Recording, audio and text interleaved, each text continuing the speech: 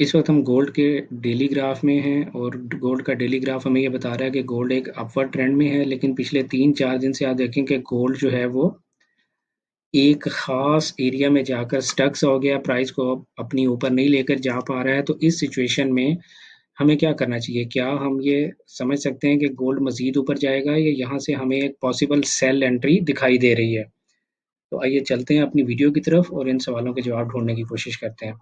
लेकिन इससे पहले अगर आप न्यू हैं तो मैं आपको अपने चैनल पे खुशामदीद कहता हूँ। आप मेरे चैनल को सब्सक्राइब करें और बेल आइकन को क्लिक करें ताकि मेरी हर नई आने वाली टेक्निकल एनालिसिस की वीडियो आप तक पहुंच सके और आप अपनी ट्रेडिंग को अकॉर्डिंगली मैनेज कर सकें। तो चलते हैं अपनी वीडियो की तरफ। अस्सलाम वालेकुम दोस्तों, मैं हूं आपका दोस्त, आपका भाई, आपका कोच रियाज हुसैन। आप सबका क्रिप्टो ट्रेडर उर्दू चैनल में खुशामदीद। आज की इस वीडियो में हम XAU USD यानी गोल्ड का टेक्निकल एनालिसिस करने की कोशिश करेंगे और हम देखेंगे कि गोल्ड जो है उसकी करंट सिचुएशन क्या है। क्या इस वक्त हमें कोई इसमें ट्रेड मिल रही है या नहीं मिल रही है? अगर मिल रही है तो क्या वो एक बाय ट्रेड है या एक सेल ट्रेड है? तो सबसे पहले तो हम देखते हैं कि आपको पता है कि हम अपना एंट्री पॉइंट जो है वो अपनी ट्रेडिंग जो है हम 3 स्टेप ट्रेडिंग रूल के तहत निकालते हैं। सबसे पहले हम ट्रेंड आइडेंटिफाई करते हैं और सेकंड नंबर पे हम major areas of values identify करते हैं और थर्ड नंबर पे हम अपनी एंट्री निकालने की कोशिश करते हैं। तो वीडियो को शॉर्ट रखने के लिए मैंने पहले से ही major areas of value identify करके रखे हुए हैं ताकि मेरा भी और आपका भी वक्त बच सके। आपका वक्त ऑब्वियसली मेरे वक्त से ज़्यादा कीमती है। तो ट्रेंड तो आपने देखा कि ट्रेंड जो है वो इस वक्त बिल्कुल क्लियरली ट्रेंड जो है वो अपवर्ड है, मार्केट अपवर्ड डायरेक्शन में है। लेकिन एक ख़ास पॉइंट पे पहुंच के और अगर आप मेजर एरियाज ऑफ वैल्यूज़ का इतना ज़्यादा नॉलेज नहीं रखते तो एक परेशानी तो है एक नॉर्मल ट्रेडर के लिए कि मार्केट ने यहाँ से रेजिस्ट क्यों करना शुरू कर दिया, प्राइस यहाँ से ऊपर क्यों नहीं जा पा रही है।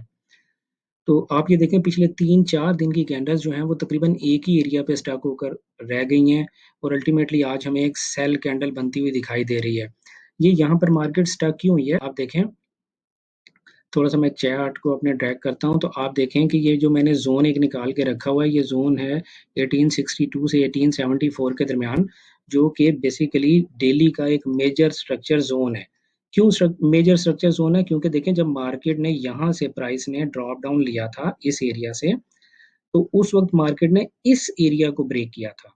ये स्पोर्ट जोन था जिसे मार्केट ने ब्रेक किया था। तो हमने इस स्पोर्ट जोन को इंक्लूड करते हुए एक लंबी सी अपने एक जोन बनाने की कोशिश की है। तो आप देखें अगर हम इस स्पोर्ट जोन की बैक पे जाके देखते हैं तो इस स्पोर्ट जोन यहाँ पे मार्केट ने क्यों बनाया था? क्योंकि यहाँ पर ऑलरेडी मार्केट को रेजिस्टेंस मिली थी। ये स्पोर्ट जोन आपका करंट प्राइस के हवाले से मोस्ट रीसेंट ये स्पोर्ट जोन बनता है, ये जोन बनता है। यहाँ से मार्केट ने एक दफा सपोर्ट ली, एक दफा रेजिस्टेंस ली, दूसरी दफा रेजिस्टेंस ली, फिर यहाँ पर सपोर्ट ली, फिर यहाँ पर रेजिस्टेंस ली। तो ये आपका जो लेवल जहाँ पर इस वक्त गोल्ड की प्राइस ट्रेड हो रही है, ये most recent and frequently tested zone है प्राइस के लिए। तो आपको मैंने अगर आपने मेरी पिछली वीडियो जो कि मैंने यूएसडी कैड के ऊपर बनाई थी, मैंने उसमें बताया था कि मार्केट जब भी कोई मेजर एरिया वैल्यू ब्रेक करती है तो 99% चांसेस होते हैं कि मार्केट उस एरिया को रीटेस्ट करने के लिए वापस ज़रूर आती है। तो इस दफ़ा आप देखें कि गोल्ड को 2-3 माह तकरीबन लग गए इस एरिया में वापस आने के लिए। जो एरिया उसने मेजर एरिया ऑफ स्ट्रक्चर जो उसने ब्रेक किया था, उसको रीटेस्ट करने के लिए वापस आने के लिए उसको काफ़ी टाइम लग गया। लेकिन अभी आप देखें कि हमें ये करंट प्राइस एक्शन क्लियरली बता रहा है कि मार्केट का बाइंग मोमेंटम खत्म हो गया। ये लॉन्ग वीक रिजेक्शन, उसके बाद कैंडल्स छोटी बनना शुरू हो गई और अल्टीमेटली हमें एक सेल कैंडल मिल गई। तो देखें, एक अच्छे ट्रेडर की निशानी ये होती है कि वो ये जानने की कोशिश ना करे कि मार्केट में इस वक्त प्राइस ऊपर जाएगी या नीचे जाएगी। अगर आपने एक कामयाब ट्रेडर बनना है तो आप हमेशा मार्केट में होने वाली तब्दीलियों के तहत अपने आप को प्रिपेयर करें। यानी ये हमने एक स्ट्रक्चर जोन निकाला, अब यहाँ से कुछ भी हो सकता है। यहाँ से प्राइस ऊपर ब्रेक करके ऊपर जा सकती है। जब ब्रेक करके ऊपर जाए तो आपका फिर काम क्या होगा कि आप इसके रीटेस्ट का इंतज़ार करें और यहाँ पे अपनी कोई बाइंग रीज़न ढूँढ के, यानी डबल बॉटम या कोई और अच्छी सी प्राइस पैटर्न आप ढूँढें और यहाँ पर आप इसको बाय करें। दूसरी रीज़न क्या हो सकती है? दूसरी सूरत हाल क्या हो सकती है कि आप मार्केट में इस वक़्त वो एक रेजिस्टेंस ज़ोन में है, आप अपने आप को छोटे टाइम फ्रेम में ड्रॉप करें, 4 आवरली में चले जाएँ। ये देखें 4 आवरली में चले जाएँ, 4 आवरली में आप कोई प्राइस पैटर्न ढूँढने की कोशिश करें, जैसा कि अभी मुझे यहाँ पर दिखाई दे रहा है, होपफुली कि ये ऐसा ही हो।